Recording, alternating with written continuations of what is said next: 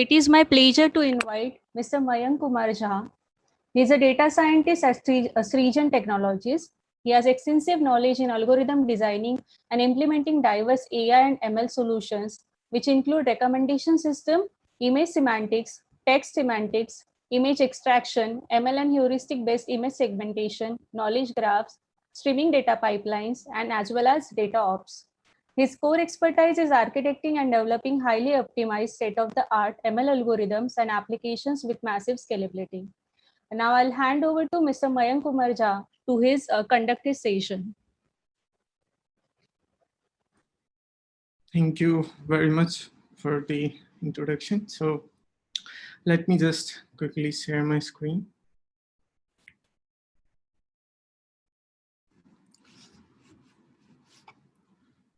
So,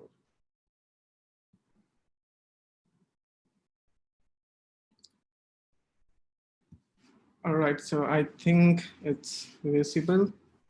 Yes, sir. Yeah.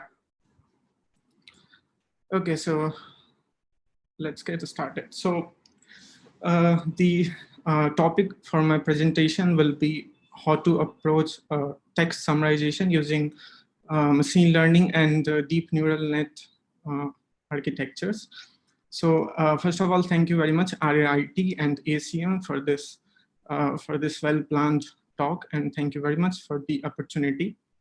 So let's get started.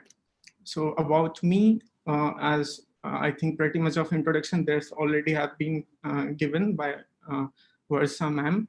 So I'm Mayank. I'm currently working as a data scientist at Srijan, and I'm also a bit from a competitive background. So currently I'm a Kaggle competitions expert, and I have an experience across basically machine learning, then deep learning, data ops, cloud-based things, then creating algorithms, and then optimizing those things to kind of well manage the production level of loads.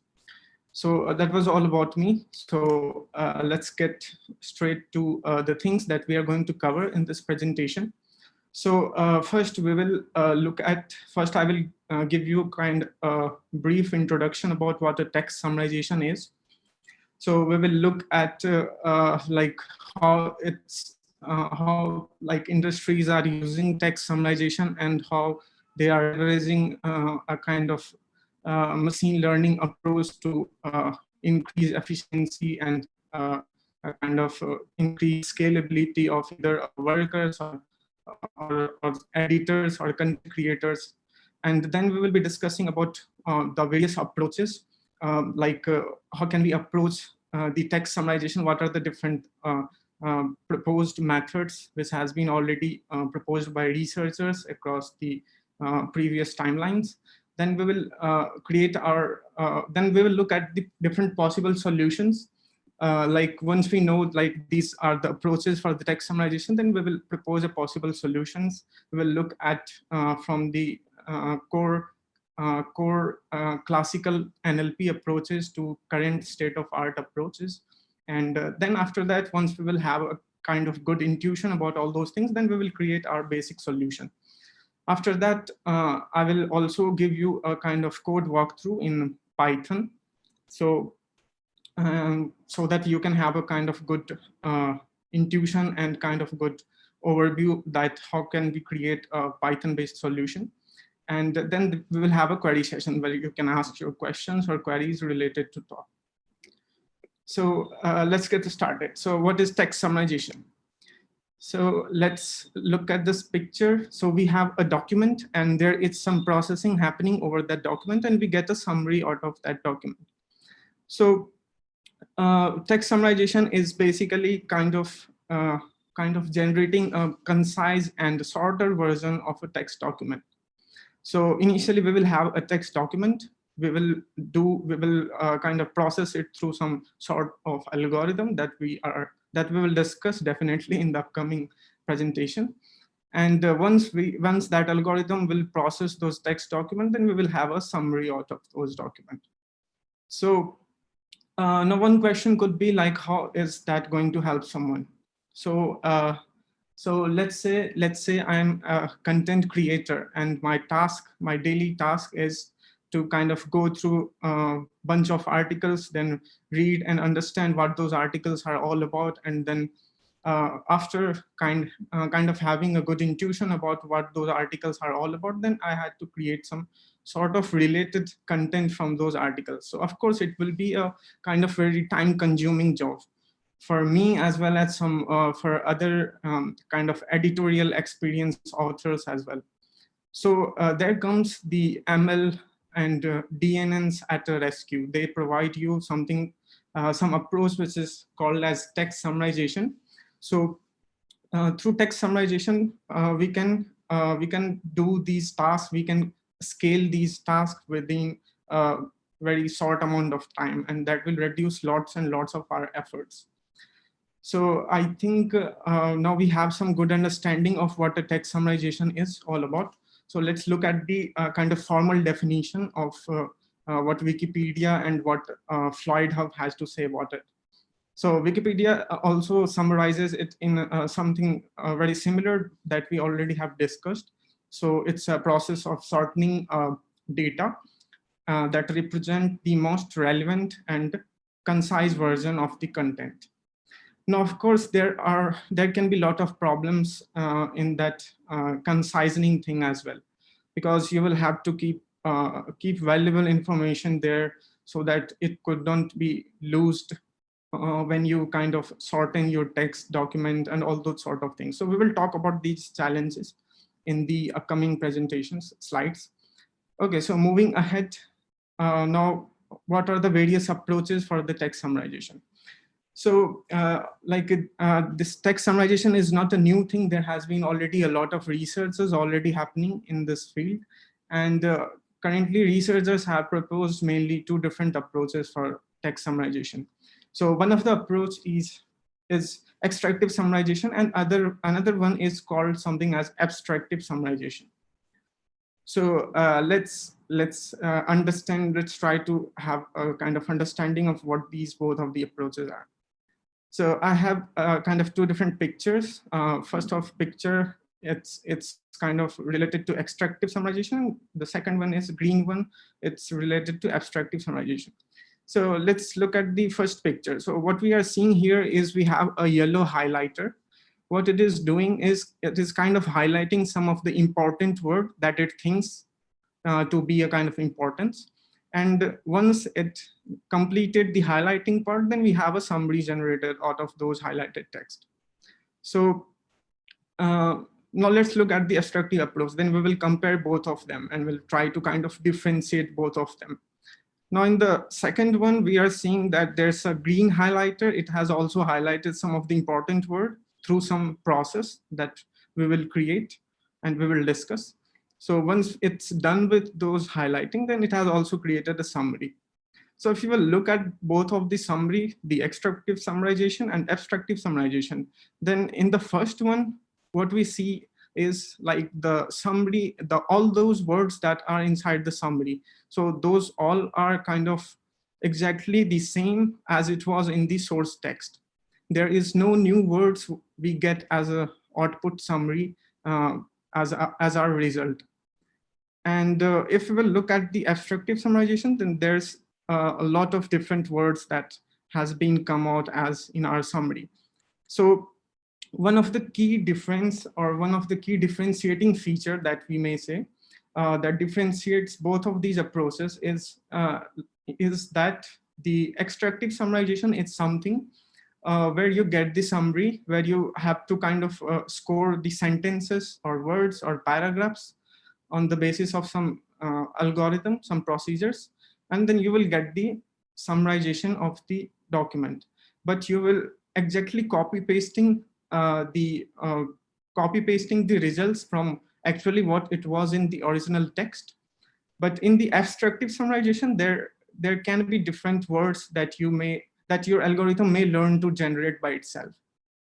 Now, if we will compare it to the human decision-making process, then of course the abstractive summarization lies more closer to the human decision-making process. Because if I will give you a document and will ask you to come up with some sort of summary, then what will you do? You will initially try to get a good understanding, kind of good semantical understanding of what those documents are. Then you will try to come up with some summary out of it. So maybe you will be able to generate some new words as well.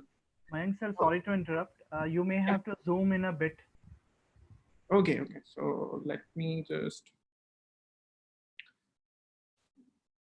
do this.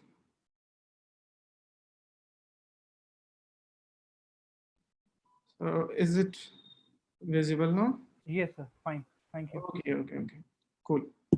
So, okay.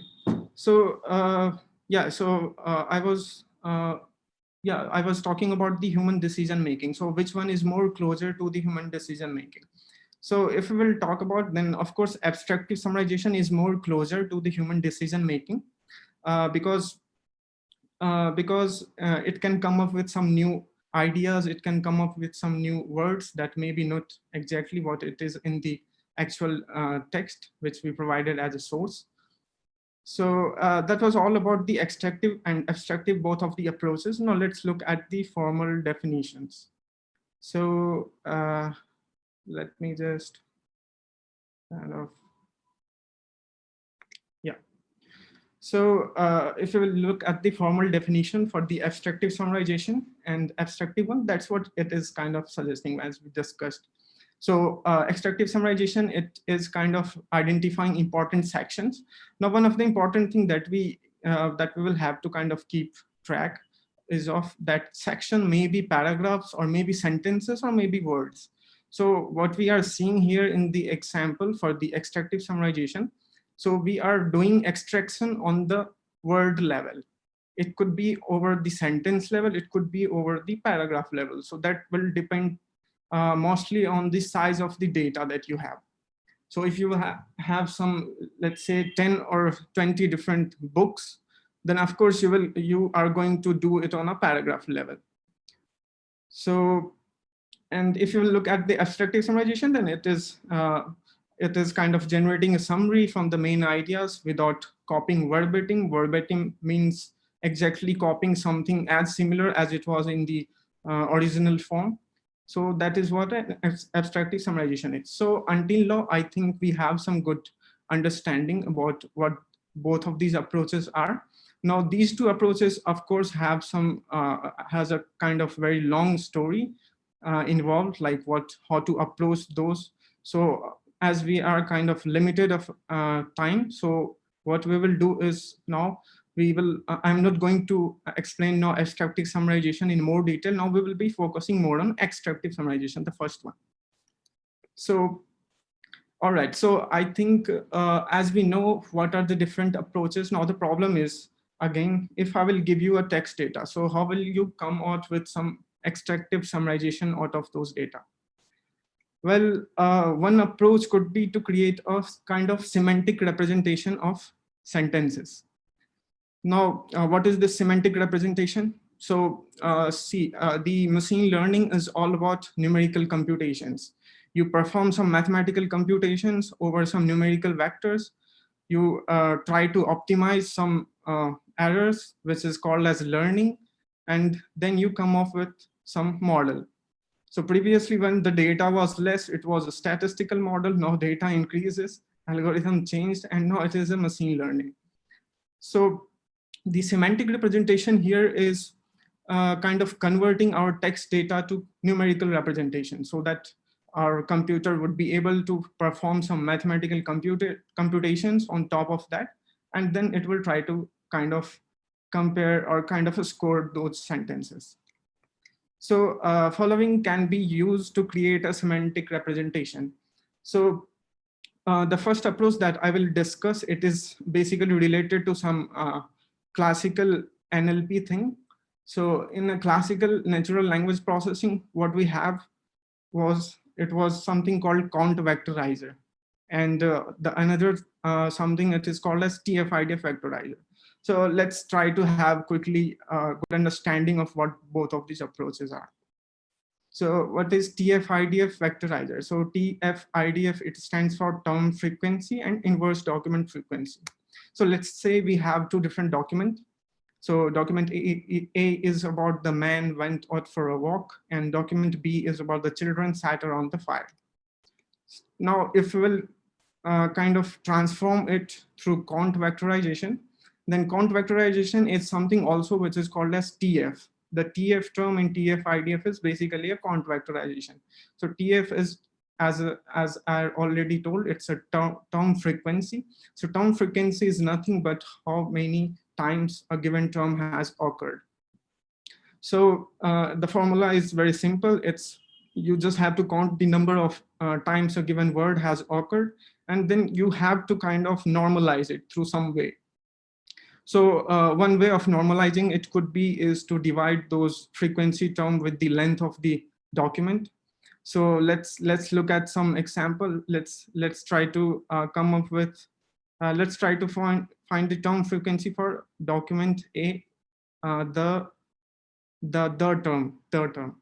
So it occurs for one time. So the number of times it occur is 1, and 1 will be divided by total number of words in this document. So there are 2 to 4 to 6 and 7 terms. So it will be 1/7. And that's what we are. Mayank, sir, there is a request to zoom in as the numbers are very small, so not visible. Okay, sure. Thank you, sir. Okay. So okay, so if we have to calculate the term frequency for then it is number of times the occurred in document A divided by the length of this document.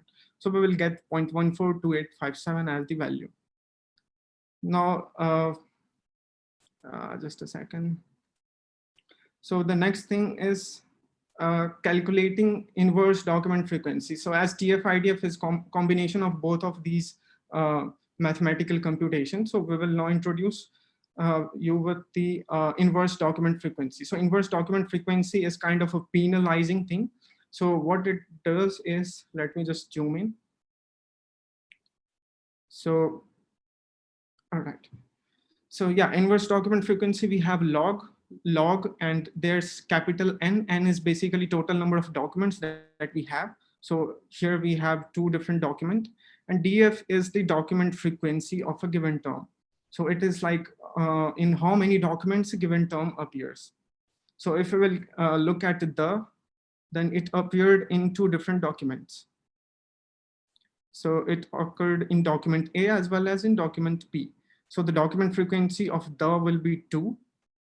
So DFT for will be 2. And since there are two different documents, so capital N will be 2. So it will be log of 2/2 that will calculate to 0. And that will be multiplied by TF term. And we get 0 as the term frequency, inverse document frequency of that value.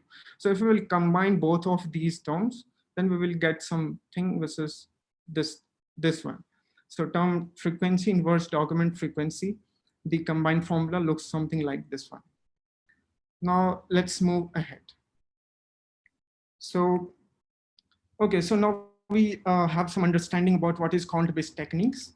Now let's move ahead with some more advanced approach. So it is called as pre-trained word embeddings. So like here I will be showcasing you what is word-to-vec. So word-to-vec is something which is called as embedding layer. Now, what is this embedding term? So embedding is nothing but it is something like a key value pair, where key will be all sort of words that you have in your vocabulary, and the value will be a kind of learned numerical representation of that word. Now, how is that numerical representation being learned? So we will discuss that as well. Now, let's say I have some word that do not occur in my vocabulary. So how am I going to kind of compute numerical representation of that out of vocabulary word? So of course, we will add OOV as a kind of flag during the training procedures, so that if some word that is going out of our vocabulary, then we will have already a learned representation for that particular word. So now word-to-vec, it is mainly inspired from the kind of I think it's been introduced in 2013. So there are two different architectures that Word2Vec can use. So first one is something called continuous bag of word, which is in short called as CBOW, and another one is a skipgram. Now, both of these techniques learn weights, which we can use for our numerical representation of text data. Now, what is CBOW? So CBOW, as I had already mentioned, CBOW is continuous bag of word architecture. So the main idea behind CBOW is to kind of create a ML task, where basically our task is to predict the current word from a given context. Now we will look at what actually this means. So let's look at this picture. So let's say we have a sentence called pineapples are spiky and yellow.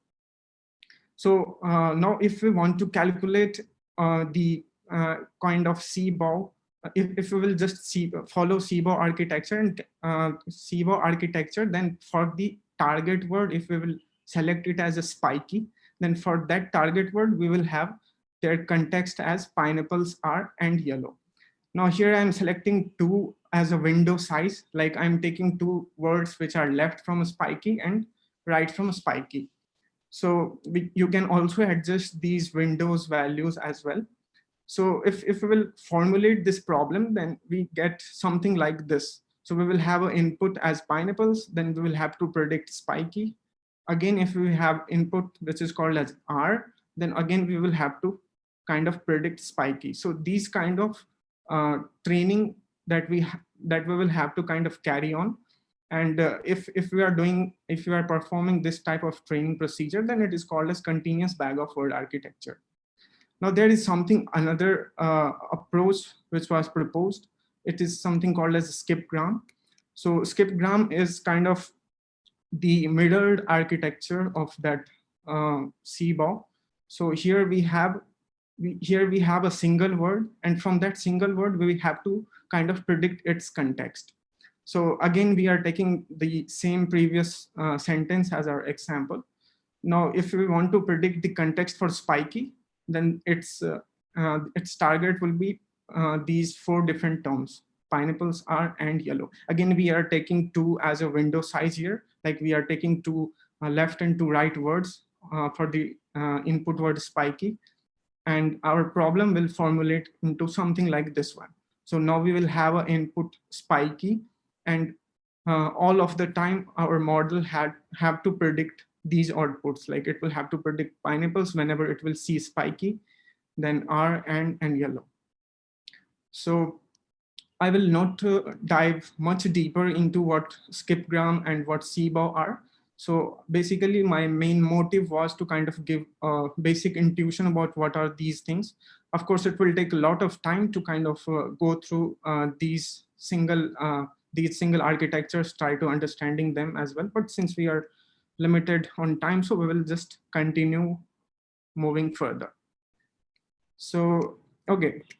So now we understand what are the kind of different ways that we can use for Word2Vec. There are 2 different architectures. We now have a good understanding of how those architectures are. But the good thing is that you don't have to kind of train those architectures from scratch. There is already a lot of open source models that you can use in your either a research work or something you are working either on an application level in an industry. So you can use GenSim, you can use some other Python packages. There are a lot of packages already available. But yeah, you will have to understand what is sort of mathematical calculation going inside those. Only then you can kind of optimize it in a more concise manner and more efficient manner. Okay, so now we understand what is Word2Vec, what are the 2 different approaches. Now our flow would be something like this one. We will have a document. We will first kind of do the word tokenization for that document. So let's say I have 10 different sentences. If I will do a word tokenization on top of those 10 sentences, then we will have the words separated from each other. And for one sentence, we will have some representation like word 1, word 2, up to word n, whatever the length of the sentence will be.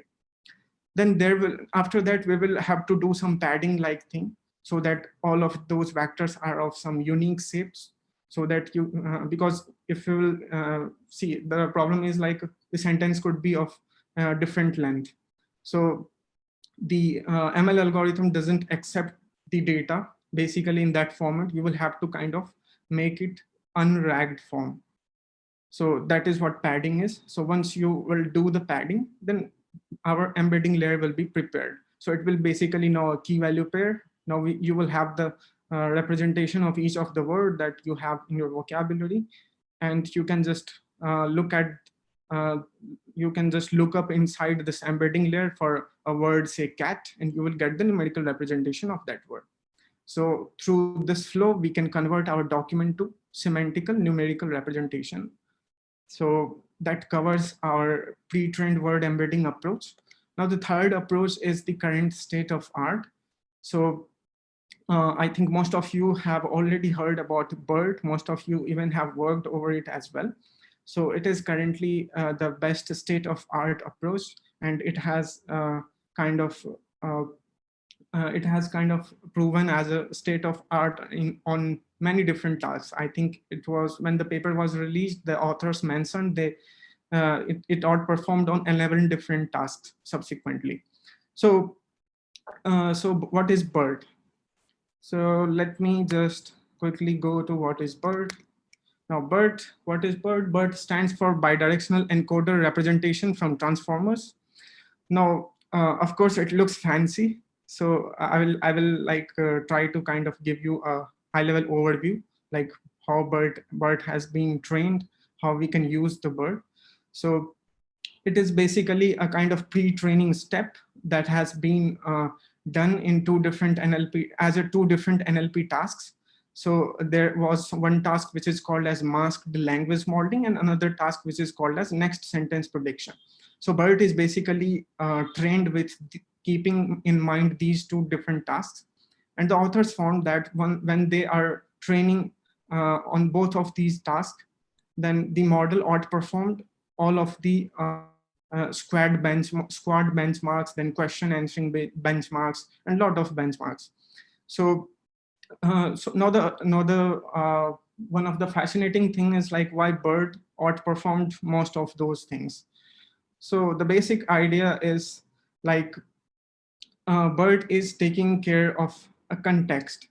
So in the previous approach that we discussed word to vec. The main problem was that if you will use something which is called as word to vec, and if I will ask you, hey, give me the numerical representation of word bank. Now, of course, bank is a kind of bank can have two different meanings. One bank could be related to river-like thing, and one bank could be related to accounting and deposit-like thing. So in that case, our word to vec model will be kind of biased. It will be kind of average semantics from both of those concepts. Now, to eliminate that problem, BERT basically leverages the context. So it will try to look at what are the words that comes before the river and what are the words that came after river. And once it will look at both of those contexts, that is left context and right context, then it will give you the vector out of that. So here we have two different sentences, like we went to the river bank and I need to go to bank to make a deposit. So here, if I will ask the BERT to give me the numerical representation of bank, then it will not confuse in both of the cases because it can look at two different contexts, left context and right context. So that is the main successful, I can say the main successful reason behind BERT. Now BERT comes with two different variants. So it is something called as base and something called as large. So base is kind of a reduced version of large. So it has 12 layers, 12 attention heads, and 110 million parameters. And the large is kind of double size of that BERT base. And it is of 24 layers, 16 attention heads, and 340 million parameters. Now, depending on your requirements, if you are doing some research work, and if you are trying to kind of accomplish some state of art thing, then you can use either of them depending on your purpose. Now, one context could be like if you are working in an industry and if you will have to choose from which one to use, then of course it will depend upon like whether you are doing something for mobile or edge devices, or if you are looking something at kind of more heavy applications. If it's a concerned to more heavy application, then it will be BERT large, otherwise it would be BERT base. Okay, so now let's look at two different pre-training steps that BERT undergoes through. So first one is masked language modeling. So basically masked language modeling, what authors did was like they took the Wikipedia text and they masked 50% of tokens. So let's say we have some sentences. So we have some sentence called let's stick to improvisation in this skill. So the task, kind of preparation stage for the data would be to mask some of the word. So here we are masking improvisation, and we will ask our model, hey, just fill in the blank. What could be the possible word for this mask? And the model will try to learn, and it will try to kind of generalize in this scenario that if these are the context, these are the left context from the mask and left context of and the right context of the mask, then it will try to give the maximum probability to improvisation. So that is what masked language modeling was. And the another task over which they trained the BERT, it was called next sentence prediction. So next sentence prediction is like you have two different sentences, you just feed it to the BERT, like take this two different sentence and just let me know like whether these two whether the second sentence comes after the first sentence or not. So the main motive to use this approach was to kind of restrict the model to have a better understanding of about how to carry out how to understand the context better. Because only if it will able to understand the context better, then only it can decide whether the second sentence come after the first second or not. So that was the main intuition behind the next sentence prediction. So I think that covers our BERT. So now we have some at least understanding about what a BERT is and how it was trained and how it is leveraging context. Now we will see like how we can use BERT for the feature extraction purpose. So the flow would look like we will feed the text to BERT tokenizer. Now BERT is basically using word piece as a tokenizer. Word piece is kind of a learned tokenizer. What it basically does is like if there is some word which is going out of vocabulary, then it will try to split those words and try to look for those embeddings. So the main the main usefulness or the main advantage of using word piece tokenizer is like it would work even in some cases where you have lots of spelling mistakes. Like if somebody is doing chats, and if you are training BERT over those data, then there could be a lot of spelling mistakes, and word piece could kind of act as a rescue for those kind of cases. Okay, so words are basically splitted on the basis of their probability of occurrences, and then BERT handle the contraction as well. Like if there are two different words which are by mistake contracted with each other, then it will try to split those words. So the flow would be something like this one. So we will have a document, we will feed it to the word piece tokenizer of the BERT, and then once that tokenization would be done, then we will pass it to the BERT model, and then it will give us the numerical vector representation of our document. Now, those numerical representation either could be a pooled representation or a sequential representation.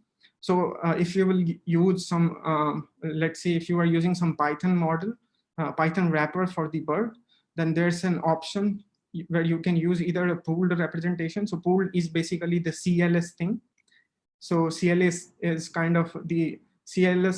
of acting as a flag, like this sentence has been started from the CLS. So CLS is nothing but a flag, and the author found that if you will use only the CLS token, like the token which from where the sentence start, then it will represent all of those sentences. So that is the main idea behind pooled representation. But after some experiments and some of the applications that I created, so in my experience, the sequence one works better than a pooled, where you will just leverage the sequence of each of the words in a sentence and then process it through some LSTM, or you can just kind of average those sequential representation as well. So that was all about the state-of-art approach, which is BERT. And the fourth approach is kind of train your own. So train your own, like if you will have to convert your sentences to numerical representation, then of course you can use something based on the kind of domain thing. Like let's say if I'm working on some project which is basically related to medical field domain, then of course it will be more biased to medical terms. In that case, I will have to train my own BERT. I can't use, maybe I can use the transfer learning from the BERT that has already been there, but still I will have to train it over my data to have a kind of more unbiased version of the representation. So that is what about the train your own. Okay, so once we will have the numerical representation of our text, so now we can do the comparison between each of the sentences. Because see how we can get the extractive summarization. The idea is to kind of score each of those sentences. So the scoring, for that scoring part, we had to convert our text representation to numerical representation. Now, as we already have the numerical representation, now we will have to compare all of those sentences. Now, how can we done those comparison? How can we do those comparison? So comparisons will be, so I will discuss like in the upcoming slide, like how can we create our own scoring function depending upon which of these approaches we are using. And once we will have the score for our sentence, then we can pick the top scored ones as our summary. Let's say I have 10 sentences, then I can, once I will score all those 10 sentences, then I can pick the top 3 as my summary. Now, the other thing that is very important is kind of scoring technique needs to be intelligent enough. See, once we will have a numerical representation from any of these approaches, then your scoring function will have to be intelligent enough to kind of relate those information which we have as a numerical form. Because if we will be using something called as tf-idf, then tf-idf is kind of, tf-idf gives us the weight for each of the tokens. But if we will talk about BERT, numerical representation for a text, then those numerical representation for a single word, that doesn't represent the weight for that word. So we cannot just add each of the vectors, each of the BERT vectors, and we can consider it as our weight. So we will have to come up with some other strategy. Okay, so that was enough of the theory, I guess. So now it's time to build our basic solution. So until now, we have some good intuition about what could be possible approaches that we can use. Now we will jump to the solution designing part. So this is a kind of high-level solution that I've created using the frequency-based extractive summarizer. So we will be using tf-idf, and I will be showcasing it through Python code that I have already created. And so initially we will have some text corpus. Text corpus is nothing but a collection of text data. Once we have our document, we will feed it to the sentence tokenizer. So that means, like, if we have a document, then we will split it initially on the sentence basis so that we can have a sentence, one sentence as a single document. And once we will have that, so initially, let's say I have a 10 sentence length as a document. So after sentence tokenization, we will have 10 different sentences. Now we will treat all those 10 sentences as a different document. So those 10 sentences will be fed to tf-idf vectorizer. And after that, we will have the numerical representation of those text for all those 10 sentences. Once we have that, then we will pass it to our sentence scoring algorithm. And sentence scoring will score all those 10 sentences. And after that, we will pass it through something called a sentence reorganizer. So I will talk about what sentence reorganizer is. And once we get the sentence reorganizer output, then that will be our summary.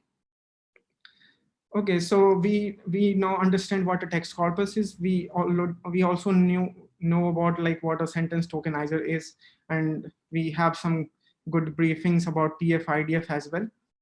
So let's talk about sentence scoring part and sentence reorganizing part. So the sentence scoring. So let's say we have this document which we used earlier, and this is the tf-idf representation of this document. So so after this, how can we score these sentences? So what I have discussed a little bit earlier was that tf-idf is basically weights for each of these terms. Like if I will look at the term sat, then 0.115 is kind of weight to this word. So if I will just simply add all these weights, then I can have a score for a sentence. And that will work. Why that will work? Because tf-idf is something kind of related to information theory. Now, what information theory, basically why I kind of mentioned information theory, let's understand it with a simple example. Let's say we have two different sentences. Let's say one sentence is a dog bites a man, and another sentence is a man bites a dog. Now, which one of this is kind of more interesting? So the interesting one is a man bites a dog, because that usually do not happen, right? So there is more information in this sentence, which is kind of less probable to happen, right? So that is what basically with tf-idf. So if there will be some word which is very least occurring, then it will be kind of promoted as to more weights, because it is kind of more important. That is usually not have been seen in other document. So that's how tf-idf works. And that's why our approach will work as well. So now let me zoom this. So, okay, so if I will add these sentence weights, yeah, so I will add if these sentence weights, then we will get the score something like 0.59 for this sentence 1, and 0.46 for the sentence 2. So it is this score is nothing but the addition of all these weights. Now we know like what is this sentence scoring thing. Now let's get to the another thing that we haven't discussed yet. So it is sentence reorganizer, right? Now sentence reorganizer is, just a second. Yeah, sentence reorganizer, let's try to understand it. So let's say we have a text data, which is something like this one, stop words and this. And what sentence reorganizer will do is like it will just attach the index value to all of these sentences. So this sentence will come before this sentence, so it will have an index 0, it will have an index 1, and this third sentence will have index 2.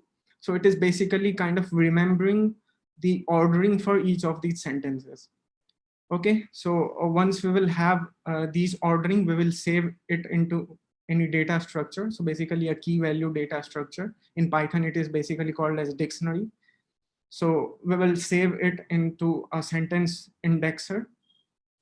And after that, where we can use this sentence, so this sentence order indexing is same as this one.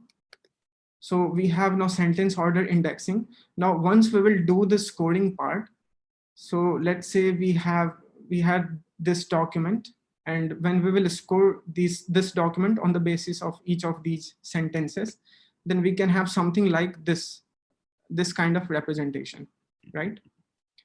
Like 1.32 for this sentence, then 0.79 score for this sentence, and 0.32 for this score. Now the result is a kind of summary.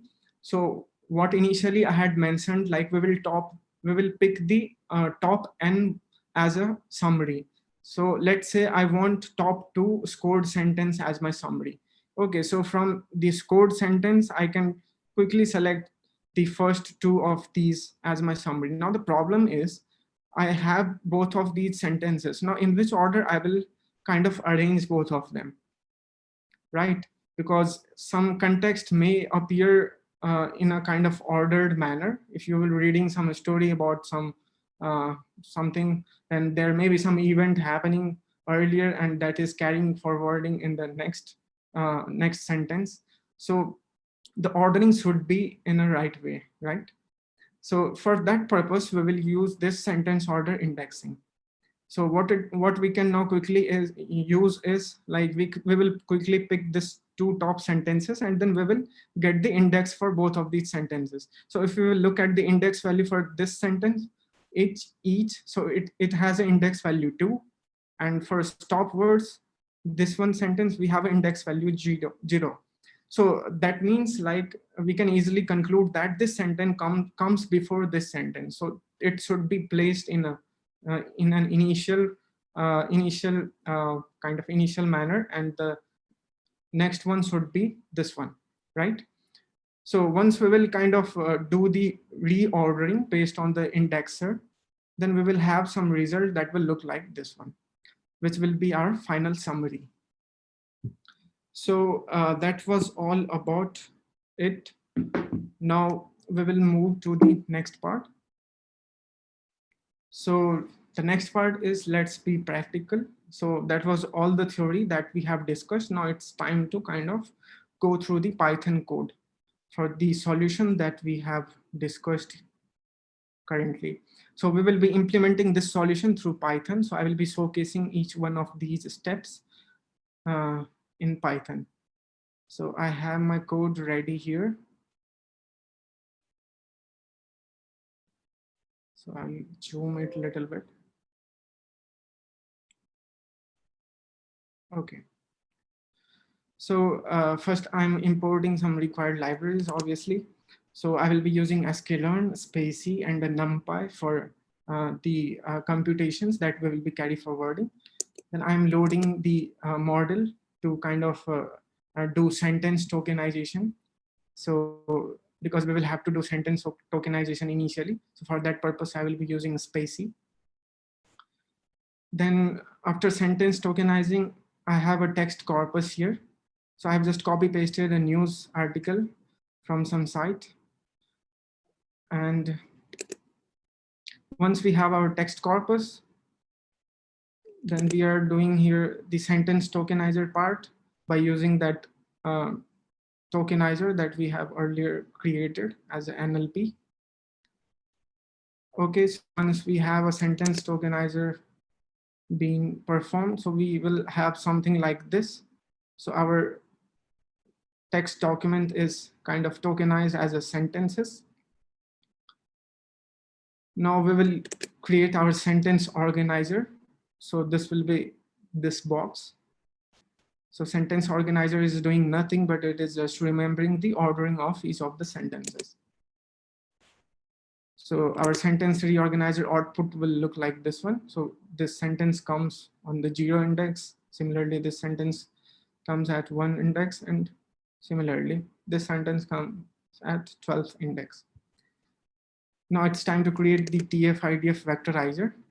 So this is this part. So what it will do is like it will take the tokenized sentences and then it will try to come up with numerical representation of all those text data. So I will fit it over my tokenized sentences and I will convert my tokenized sentences which are text into a numerical form. Now it is a sentence vectors. Now this is the final scoring part. So we will score each of the sentence. Scoring is nothing but just the addition of those weights we have for each of the sentences. After that, what we will do is like, I think we had 12, yeah, we have 12 plus 1 since it starts from 0. So we have 13 different sentences. So what I will ask this vectorizer to do is give me top 3 sentences as a summary. So I will just take the top 3 sentences as my summary.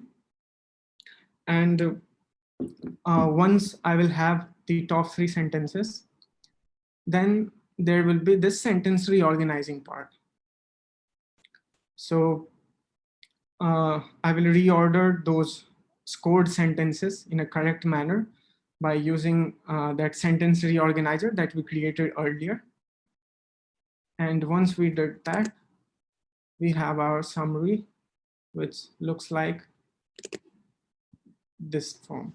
So we have our summary as Google celebrated greatest illustrator and blah, blah, blah, all those things. So this is the summary that we got. And that concludes our flow. So what I did was then I created, like I packed all those steps that we had done earlier into a single utility function. So I have created a kind of summarizer.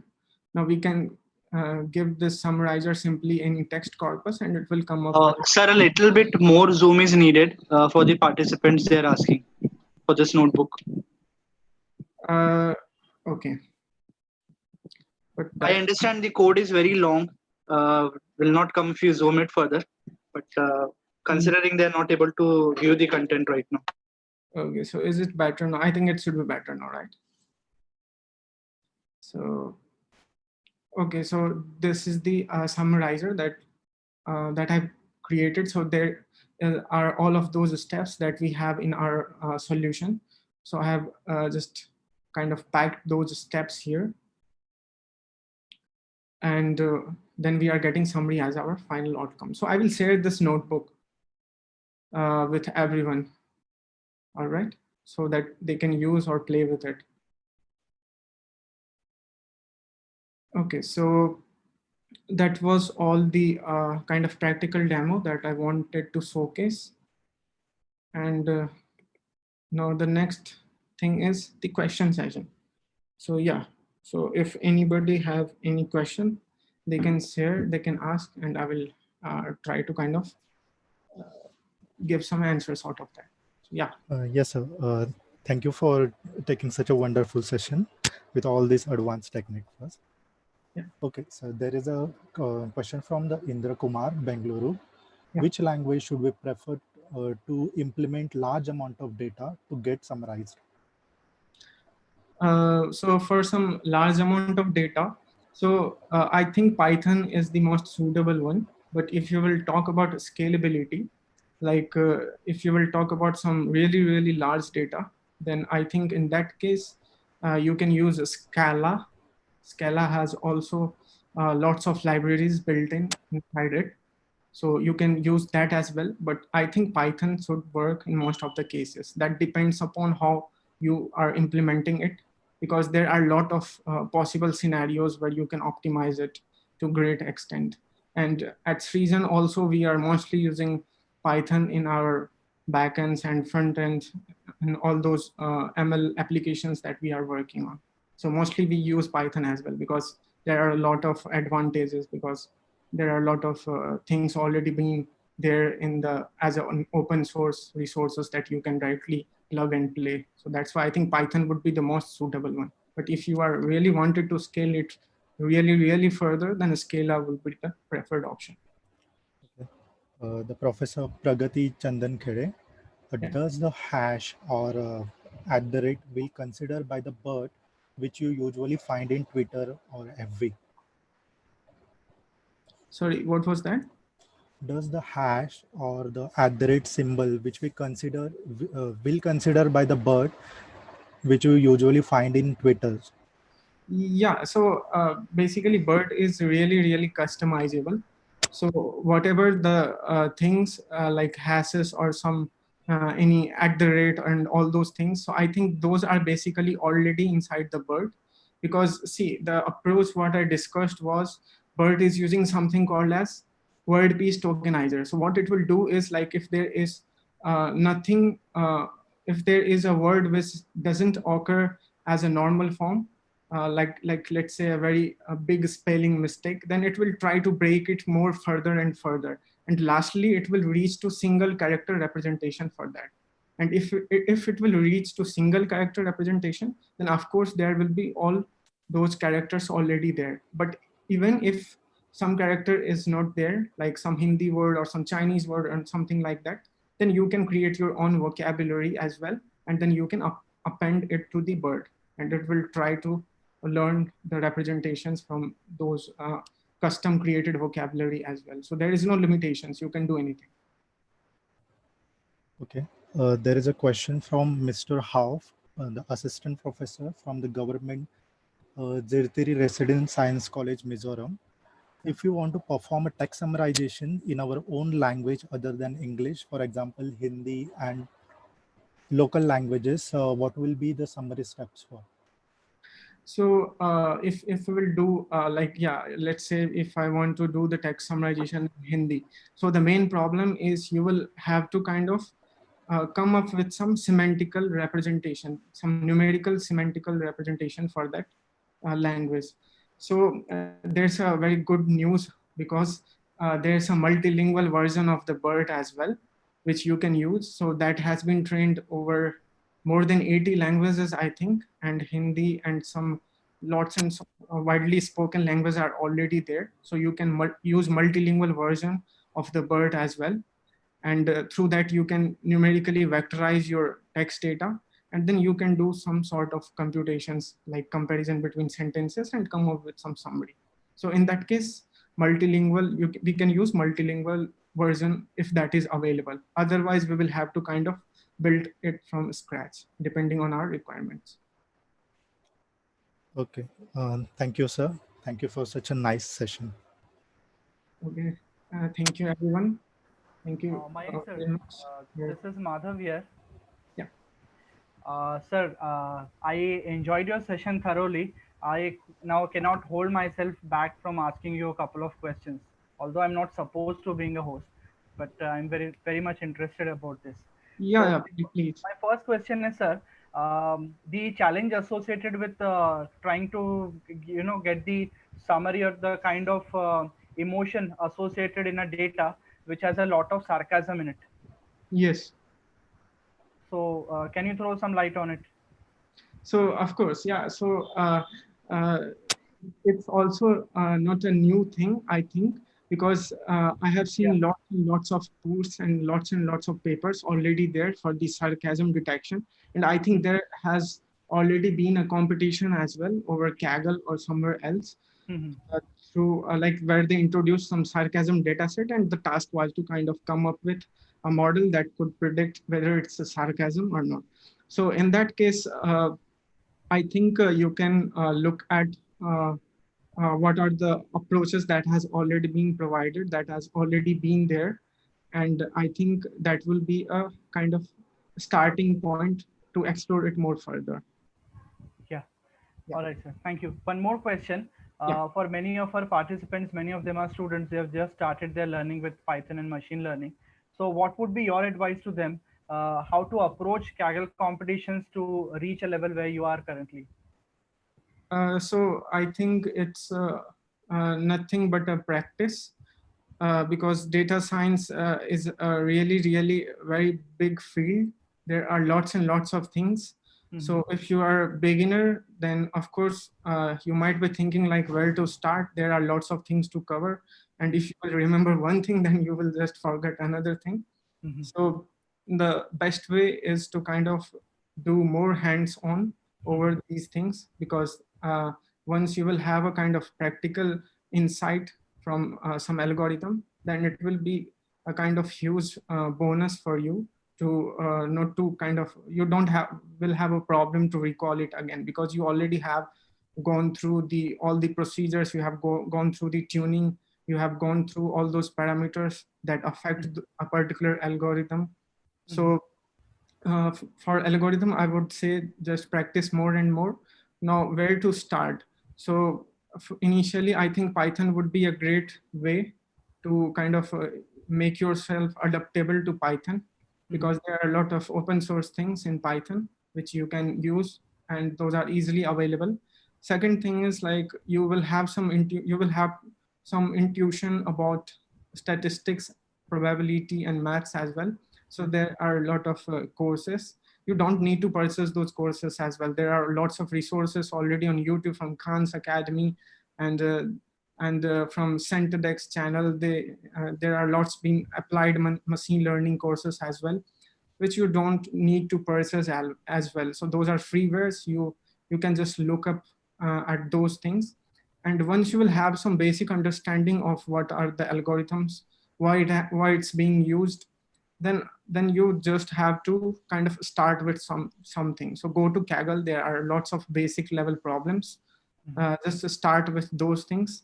There's a kernel sections over Kaggle where you can read other solutions, like how they approached it, learn from them, and just do more and more practice, because that is the only one thing through which you can learn more, rather than just going through the theoretical things.